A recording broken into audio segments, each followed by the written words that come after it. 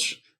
Queria antes de mais agradecer o convite de florestas.pt para falar sobre um tema que me é muito caro e que nos deve ser caro a todos, a Portugal, pelos problemas que se lançam, pelos desafios que são colocados e que têm a ver com a gestão do espaço rural, em particular com as áreas de floresta, que nós questionamos se são fontes de problema ou territórios de oportunidade. É um pouquinho sobre isso que queríamos falar hoje, de forma descontraída, com uma linguagem que fosse acessível a todos, mas que acima de tudo nos deixasse a refletir sobre alguns desses desafios.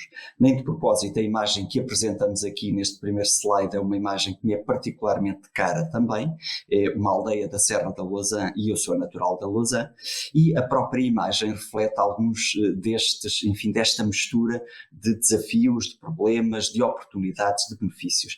Trata-se de uma aldeia particularmente bonita, uma aldeia de xisto, integrado na rede de aldeias de xisto da região centro, mas vemos, por exemplo, por trás um problema associado a estes territórios que são as invasoras. O que é que nós vamos tentar desmontar? É uma ideia particularmente negativa que passa da floresta. Em particular a partir dos grandes incêndios de 2017, mas já antes disso e de lá para cá, indiscutivelmente, a floresta é vista como um problema e associado a um território de grande perigosidade. E, na verdade, o que acontece é que nós estamos a falar do nosso recurso natural, do nosso petróleo natural, e que merece toda a atenção, todo o cuidado e merece toda a oportunidade para poder efetivamente gerar o rendimento, gerar os recursos, gerar oportunidades para que esta população e este território possam, na verdade, de forma eficiente, trabalhá-la.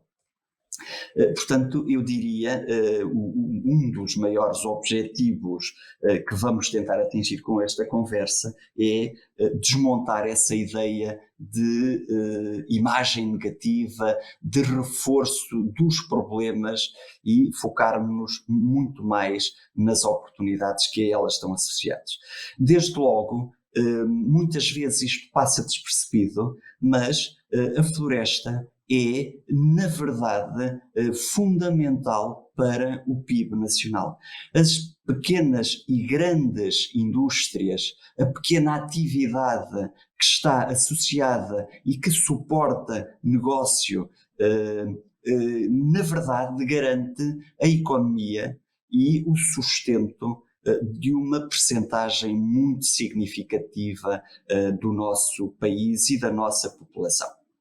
Há aqui alguns dados que são apresentados e que reforçam a importância deste setor e aqui era uma primeira imagem, uma primeira, conclusão que nós queríamos retirar. O setor florestal é um setor estruturante para a economia do país. Aliás, comparativamente com o que se passa no resto da Europa, nós estamos numa zona da Europa onde os níveis de produtividade do seu território são superiores àquilo que acontece noutras regiões.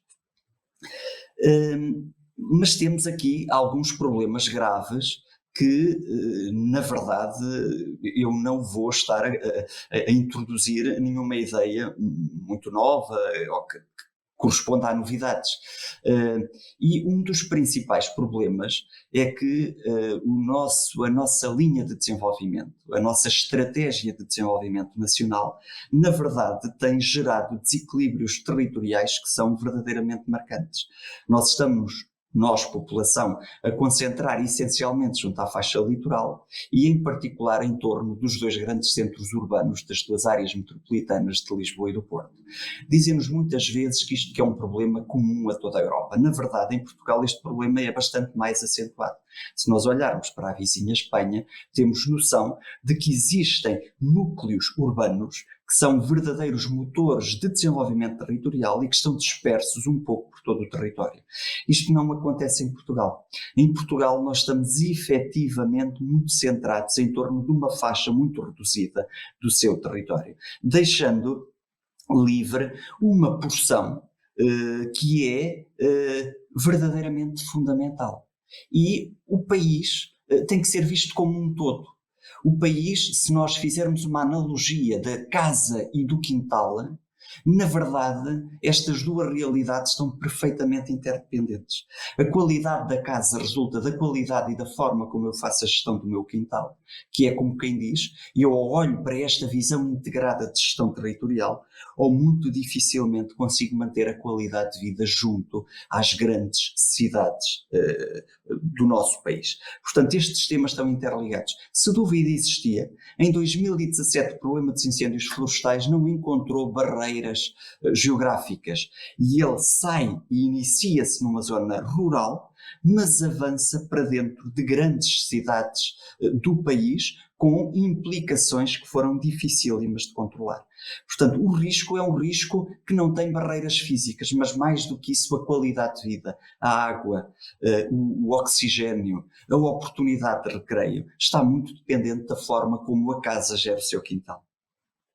Claro que se olharmos para a nossa imagem que tenta descrever os principais usos do solo em Portugal continental, a mera análise da cor permite-nos perceber que a floresta ocupa uma área muito significativa do seu território. Portanto, se mais não fosse, até pela área que ocupa, este é indiscutivelmente um setor que merece toda a nossa atenção.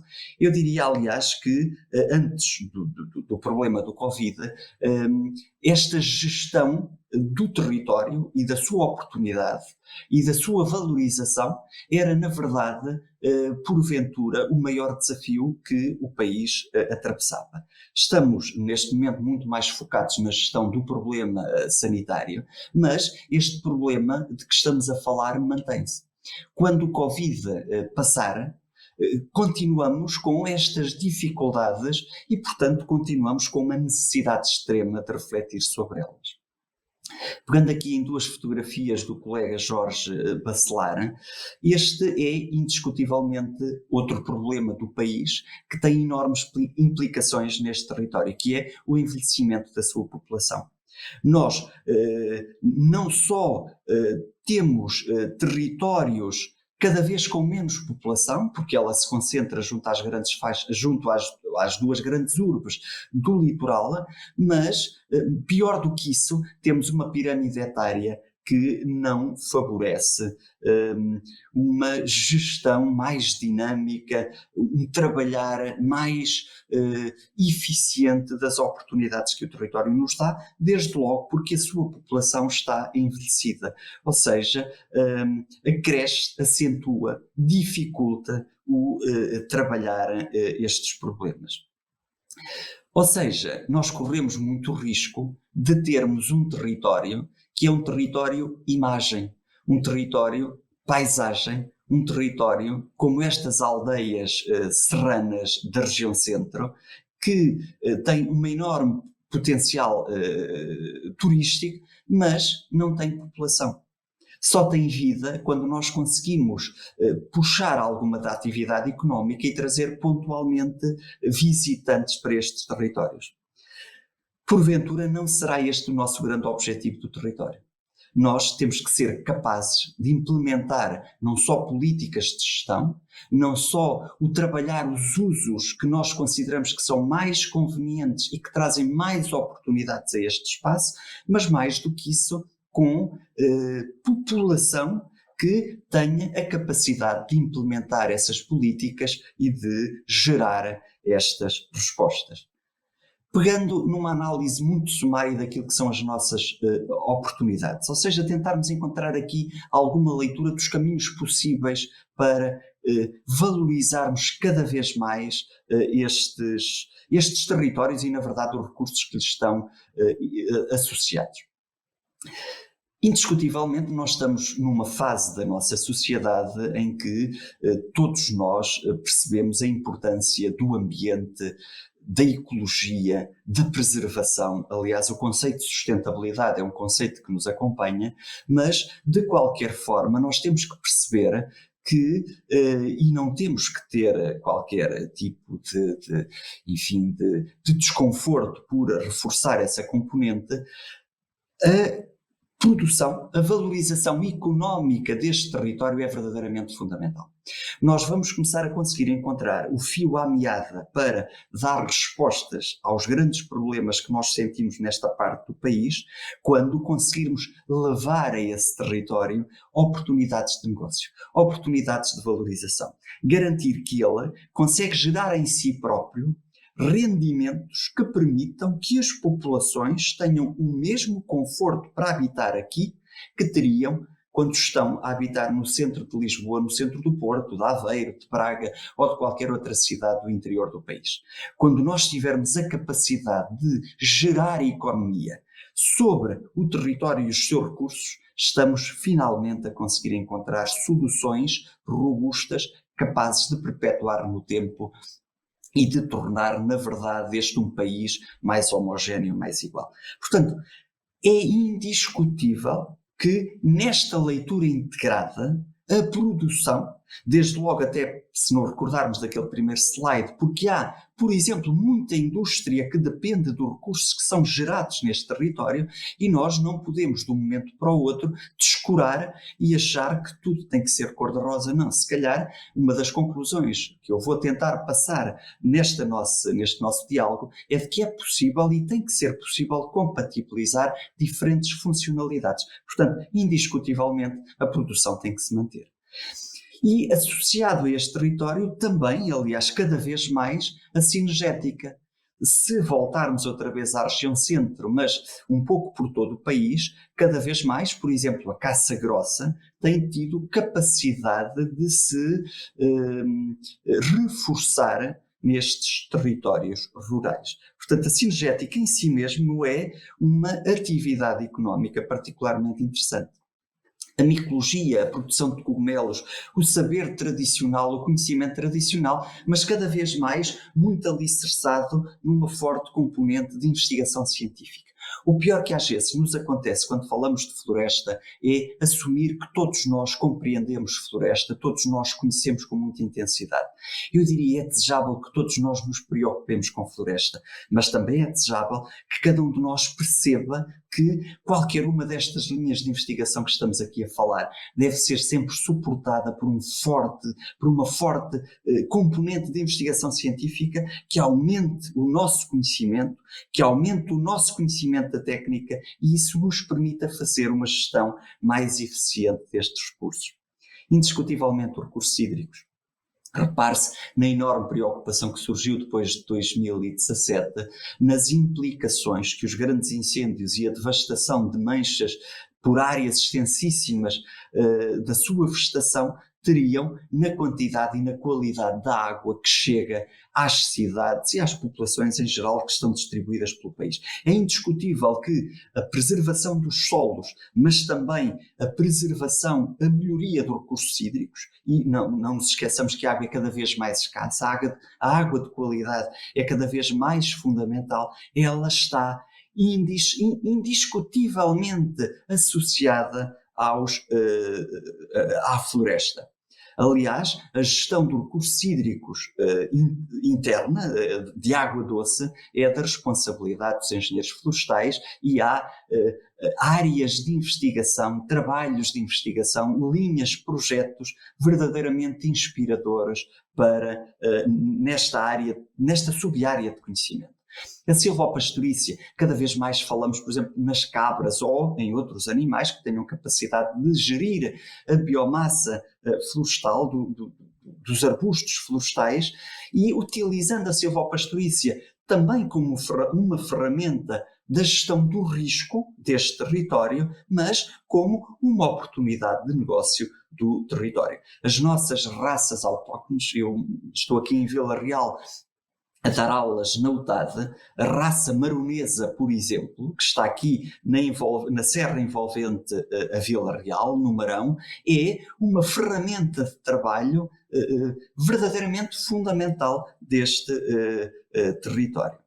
As plantas aromáticas e medicinais. Se nós formos ver a história do desenvolvimento, do surgir da área farmacêutica na produção de medicamentos, as plantas aromáticas e medicinais estão indiscutivelmente associadas a este processo. Elas são em si mesmo fontes de oportunidade de produção de produtos associados à beleza, associados aos chás, associados à produção de alimento, à produção de medicamentos e, portanto, mais uma vez, linhas de investigação verdadeiramente estruturantes para estes territórios. Oportunidades que eles nos dão. O sequestro do carbono, esta é uma área que me é particularmente querida, até porque a minha área de doutoramento foi ao nível das metodologias e dinâmicas de sequestro de carbono, tentando perceber em que medida é que a floresta portuguesa contribui e com quanto para o sequestro de carbono, para a fixação de carbono, mas mais do que isso, como é que ela pode reagir a diferentes cenários de alteração climática. Portanto, eu vou só perder aqui 2 ou 3 minutos para reforçar uma área de que gosto particularmente e que é, mais uma vez, altamente relevante, até desde logo nos desafios internacionais que colocam a floresta como não uma solução do problema das alterações climáticas, mas como uma ferramenta fundamental para lidar com esse problema, se nós tivermos presente que um dos principais fatores que justifica até a aceleração dos fenómenos de alteração climática está muito associado às alterações do teor de CO2 na atmosfera e que o processo natural que mais consegue trabalhar esse aumento e promover a diminuição do teor de CO2 liberto na atmosfera é a fotossíntese, as máquinas naturais que mais capacidade têm de fotossintetizar são exatamente as árvores e as manchas de árvores, logo as florestas. Quando falamos em carbono e tentamos quantificar a capacidade que os ecossistemas florestais têm de fixar carbono, falamos essencialmente numa variável que é a produção primária líquida, que na verdade o que traduz é a capacidade de produção total dos nossos ecossistemas. Enfim, vou abrir um parênteses e fechar um parênteses para vos contar um segredo e uma crítica, que não é crítica, mas enfim, os engenheiros florestais em termos convencionais, pelo menos até há umas décadas atrás, quando fazíamos inventário florestal e nos perguntavam qual é a biomassa que existe numa área de floresta, nós focávamos apenas de forma simplista em determinadas componentes da árvore. Quando nós fazíamos inventário florestal, era essencialmente sobre o tronco da árvore que o nosso foco de atenção se dirigia. Quando falamos em produção primária líquida e em sequestro de carbono, esta visão é completamente errada. Nós queremos falar sobre todo o ecossistema, sobre toda a complexidade, sobre toda a árvore, desde logo acima do solo e abaixo do solo. O sistema radicular tem que estar lá integrado, mas mais do que isso, não só a árvore, tudo aquilo que ela tem capacidade de albergar. Portanto, a sua biomassa, os seus matos, as áreas, os estratos subarbóreos, e falamos em toda a capacidade de produção. Portanto, não só no que está lá, mas também no que foi sendo libertado. Os ramos que caem, as folhas que caem, toda aquela dinâmica tem que ser integrada. Portanto, quando falamos em produção primária líquida, em inglês Net Primary Production, estamos a falar em componentes. Na componente árvore, na componente arbórea, mas também na tal componente de dinâmica, de morte, de rejuvenescimento e na quantificação dos seus resíduos. Em termos práticos passando para o cidadão comum, uma metodologia que é, por exemplo, a metodologia que está na base da equipa que na NASA desenvolve estudos à escala mundial e que fornece informação a toda a comunidade, em particular à comunidade científica, sobre dinâmicas de fixação de carbono à escala mundial e compatibilizando essa metodologia com as metodologias de inventário florestal convencional, na verdade é um processo demorado, é um processo trabalhoso, mas eu diria que é um processo simples.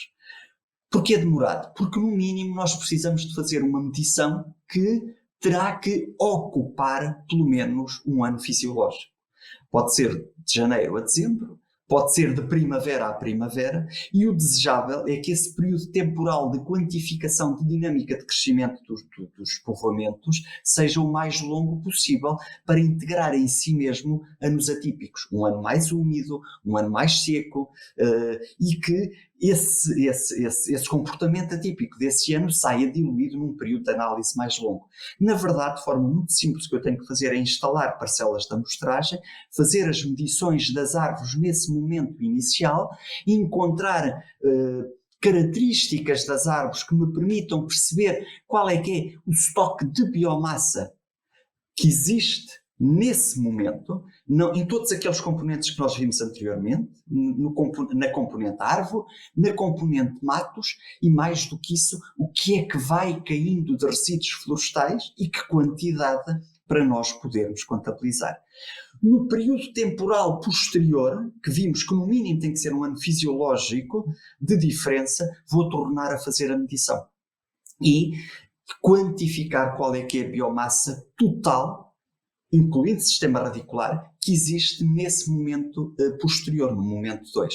A diferença entre o momento 1 e o momento 2 dá-me um acréscimo de biomassa. É quase como se eu estivesse a quantificar o meu crescimento, como nós fazemos com as crianças, os bebés, para nós percebermos qual é o aumento de peso que vão tendo. Neste caso aqui, o aumento de biomassa. Teoricamente, 50% do acréscimo de biomassa anidra, isto é, excluindo o teor de água, é carbono que as plantas, que as árvores conseguiram sequestrar da atmosfera. Há muita bibliografia que descreve esta metodologia e se alguém tiver alguma necessidade de aprofundar, de perceber, de implementar, de utilizar, facilmente no fim nos pode mandar um e-mail que conseguimos dar esta informação adicional, um simples telefonema também pode ajudar. Por mera curiosidade, até para termos noção da ordem de valores com que nós falamos para os nossos ecossistemas florestais em Portugal. Por exemplo, para uma área de pinhal, os valores a que nós chegamos e que são valores que podem ser referência para dinâmicas de sequestro de carbono, e aqui nós estamos a falar não em sequestro de carbono, mas em acréscimo de biomassa. Quando olharem para estes valores, se dividirem por 2, recordem o que eu disse, 50% do acréscimo de biomassa é carbono. Isto aqui é o acréscimo de biomassa, portanto, o carbono sequestrado, na verdade, é metade dos valores que estamos aqui a referir. Em média, 1 hectare de pinhal tem a capacidade de fixar metade, portanto, cerca de 7, qualquer coisa toneladas de carbono por hectare. Está bem? Distribuído, enfim, por cada uma destas componentes da forma que estamos aqui a referir. O que é que tiramos aqui de conclusão quando olhamos, por exemplo, um pinhal? A componente de biodiversidade desse pinhal, os matos, os estratos subarbóreos, são verdadeiramente fundamentais nesta visão mais ecológica, mais até de sustentabilidade destes ecossistemas. Portanto, mais uma informação que estamos aqui a tirar. As áreas rurais, a nossa floresta, é verdadeiramente fundamental num contexto de sequestro de carbono à escala mundial. Mesmo desorganizada, mesmo com uma dinâmica de incêndios que não é aquela que nós desejamos, na verdade tem uma capacidade de resposta e constitui uma ferramenta de trabalho quando estamos a falar em contextos de alteração climática. Esta para mim é uma imagem que é estruturante, é um slide feio, mas o que é que nós queremos dizer? É indiscutível que estes territórios têm que ser trabalhados. Aquela ideia da casa e do quintal pode passar perfeitamente para a área rural e para a área urbana, para a área cidade. Eu não posso, estando a morar na cidade, assumir que o problema que se passa nos territórios rurais é um problema que não me diz respeito. A qualidade de vida dentro da minha casa depende da forma como eu consigo gerir e tenho capacidade para responder aos problemas que se passam no meu quintal. É verdadeiramente fundamental que a nossa eficiência, a nossa resposta, seja uma resposta cabal, e com políticas integradas, com políticas que olhem para os problemas, muito focados nas oportunidades que as florestas e os territórios mais rurais nos dão. Indiscutivelmente nós temos que ter a capacidade de conciliar todas estas potencialidades deste espaço. Não temos que ter problema absolutamente nenhum em garantir que há áreas que vão continuar a ser áreas de produção, e nem por isso elas deixam de cumprir as suas funções de preservação do solo, de promover infiltração da água, de ser sustentáculo de biodiversidade. Um dos projetos mais interessantes que alguma vez integrei foi, por exemplo, trabalhar com uma equipa multidisciplinar que quantificava biodiversidade em povoamentos de monocultura de pinheiro bravo, e chegámos a conclusões muitíssimo interessantes. Eu tinha grupos de colegas que passavam a noite dentro dos povoamentos porque havia determinados tipos de estudos, de inventário, que se complementavam e que só podiam ser realizados em determinados momentos do dia. Portanto, mais uma vez, voltando à questão da investigação, muito trabalho de investigação para nós conseguirmos compreender. Não é da varanda de minha casa, não é no sofá de minha casa que eu consigo compreender, entender, encontrar soluções para este território. A parte mais fantástica da engenharia florestal e das áreas que lhe são afins e das áreas de conhecimento que têm que ser múltiplas para trabalhar a complexidade deste território é o território em si mesmo. O meu laboratório é um laboratório a céu aberto. É uma zona que, se eu for para o sul, é uma zona mais plana, mas se vier para o centro e para o norte, é uma zona cheia de montanhas, cheia de alterações, cheia de novidades, cheia de desafios e com pessoas que precisam de nós para falarmos com elas, para lhe darmos informação técnica, para os ouvirmos, para aprender com eles e tentar encontrar soluções de forma integrada. Portanto, é preciso aprofundar. Uma leitura superficial destes problemas não funciona. Onde é que eu acho que podem começar a surgir aqui algumas oportunidades que compreendam esta leitura que nós fazíamos de integrar visões, de compatibilizar funções? Recentemente, a Secretaria de Estado do Ordenamento do Território e das Florestas, que trabalha, aliás, estas duas valências, lançou e começou a reforçar a construção dos planos de paisagem, que eu, como engenheiro florestal e como arquiteto paisagista, convictamente acredito que, por um lado, cria um cenário de diálogo que nós desejamos, mas, por outro lado, podem ser verdadeiras ferramentas de trabalho na busca desta solução. O que é que eles nos dizem? Dizem-nos coisas muito simples. Nós temos que começar, por um lado, a dialogar com as populações, porque estamos a falar em territórios que, na sua grande maioria, são territórios privados, são territórios que estão, como nós vimos inicialmente, associados a situações de risco, mas são territórios obrigatoriamente cheios de oportunidade. E nós vamos ter que começar a trabalhar esta paisagem. Quando nós estamos a olhar para áreas em que as monoculturas são extensíssimas, e estamos, por exemplo, a avançar com áreas de pinhal, eucalipto, não é porque a espécie em si mesmo seja um problema, é porque provavelmente os riscos que lhes estão associados são riscos que não justificam. Se nós conseguirmos trabalhar esses territórios, criando diversidade de paisagem, com essa diversidade de paisagem criarmos oportunidades para que todas estas setores de atividade, porque é que nós temos que ter só floresta e não temos que gerir área florestal com áreas agrícolas que são verdadeiramente estruturantes para compartimentar os territórios, para produzir alimento, a agricultura extensiva para permitir obter recursos às famílias que os trabalham e, ao mesmo tempo, áreas de mato que permitam à apicultura, que permitam uma gestão mais eficiente das espécies arbustivas mediterrânicas, das espécies aromáticas, como tínhamos falado há pouco, mas também da silvopastorícia. Portanto, é possível e desejável compartimentar a paisagem, e há trabalhos, há escolas já na Europa que refletem mais uma vez muito sobre quais são os procedimentos que devem estar na base das equipas que trabalham estes planos de paisagem, que na verdade tentam desenhar paisagens visualmente mais interessantes, percebendo que nós temos que dar a tal oportunidade de valorização do território e dos seus recursos, e criar diálogo entre as populações, mas também entre estas diferentes oportunidades de uso.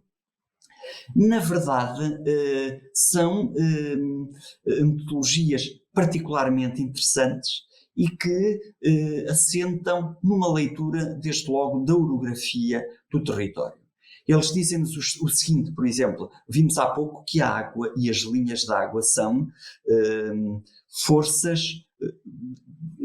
de gestão da paisagem, são forças de oportunidade, são áreas do território promotoras da biodiversidade. As linhas de água são verdadeiramente fundamentais. Estão para o território como estão as nossas veias e as nossas artérias para o organismo humano. São estruturas de circulação no território. As linhas de água podem ser logo pontes de análise na elaboração destes planos de paisagem. O reforço da galeria ripícola associado às linhas de água, até pelos benefícios que daí resultam, são logo pontos de partida para essa compartimentação e valorização da paisagem.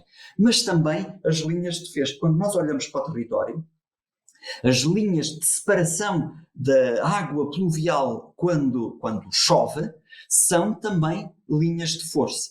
E, portanto, se nós analisarmos a orografia do terreno, conseguimos identificar essas linhas de força visual, encontrando ali janelas de oportunidade para a tal diversidade de uso. Na verdade, o que nos é solicitado é que sejamos quase como pintores da paisagem, percebendo que essa pintura e esse desenho está muito associado à atividade económica. Na verdade, são atividades de ordenamento do território consciente, integrado, complexo e de diálogo entre diferentes áreas científicas, setores de atividade. Portanto, nós temos que refletir sobre o desenho destes novos padrões naturais. Na verdade, estamos desta forma a trabalhar o tal quintal que constitui o nosso território rural, e estamos a encontrar aqui linhas de trabalho, linhas de desenho que criem a tal dinâmica que nós tínhamos falado no início da nossa discussão. Eu peço-vos que tentem, por curiosidade, refletir um bocadinho mais e ler e encontrar bibliografia sobre forest design, desenho da paisagem, até porque são áreas relativamente novas, áreas inspiradoras, mas áreas de oportunidade.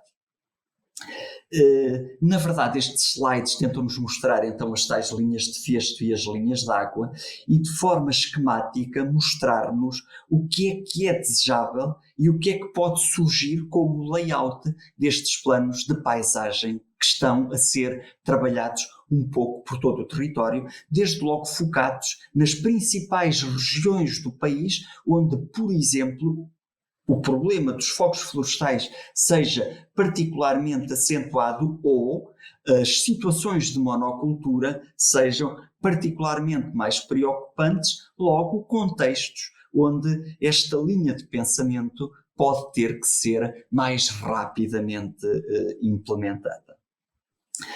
Objetivos destes planos de paisagem: compatibilizar usos e potencialidades do território, da floresta, permitir a valorização, portanto, perceber que o que nós desejamos no fim são paisagens mais biodiversas, mas são paisagens que em si mesmo gerem oportunidades de recurso, uh, paisagens visualmente mais interessantes, por exemplo, que potenciem o ecoturismo ou turismo temáticos, como por exemplo o turismo enológico. Reparem aqui próximo no Douro, onde a produção vitivinícola é verdadeiramente estruturante e ela a determinada altura se interliga com as áreas florestais. Podemos estar a falar de turismos mais específicos, mais focalizados em determinadas áreas, mas no meio disto tudo criar paisagens também mais resilientes, com menos risco de incêndio e onde as populações que aqui habitam se sintam confortáveis e seguras. A reter desta nossa conversa, é fundamental gerar economia na gestão do território, criando efetivas oportunidades de negócio.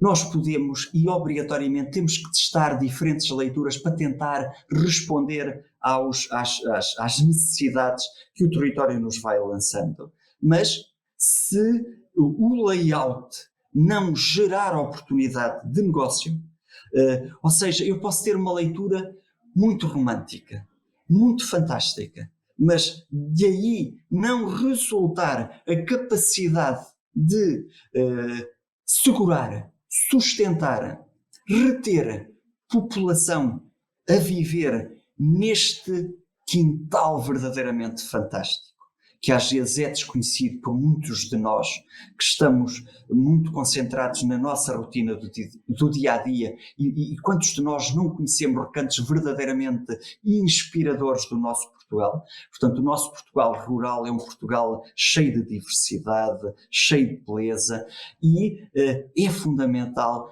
que essa visão esteja aqui presente.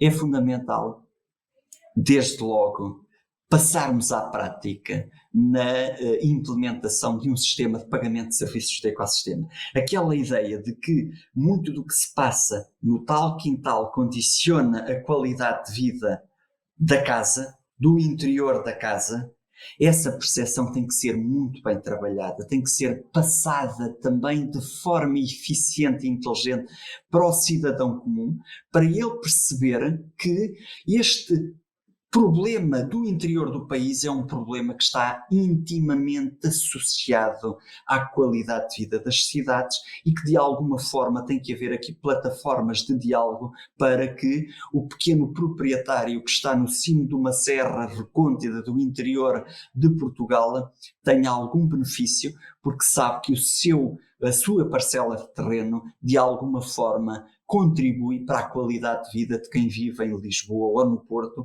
e de alguma forma ele tem que ser beneficiado pelo facto de estar lá a gerir esses recursos. Portanto, quando nós conseguirmos encontrar formas práticas e eficientes, até por tentativa e erro, não há respostas imediatas, não há respostas seguras e vai ter que ser um processo gradual de testagem, de avaliação. Mas temos que começar de alguma forma por começar a implementar estes processos. E, na minha opinião pessoal, os planos de paisagem, se bem trabalhados, se trabalhados com convicção, podem efetivamente ser ferramentas que permitam concretizar algumas destas ideias que nós desenvolvemos nesta nossa conversa. Como grande mensagem a passar, eu diria que é fundamental cada vez mais passarmos uma mensagem mais positiva da floresta, mais proativa e começar a diluir a tal visão negativista que temos da mesma. O slide agora apresenta uma nota bibliográfica minha, leiam depois com calma e tinha também ali os meus contactos, portanto sintam-se à vontade para me enviar um e-mail. Eu posso demorar a responder, mas garanto que dou resposta. Um grande abraço e o que eu vos solicito é que sejam cada vez mais elementos de estudo, de análise, de compreensão, de reflexão sobre o território rural e, acima de tudo, o setor florestal em Portugal. Muito obrigado à Florestas.pt pela iniciativa que tem, pelo fantástico site que tem, e até breve.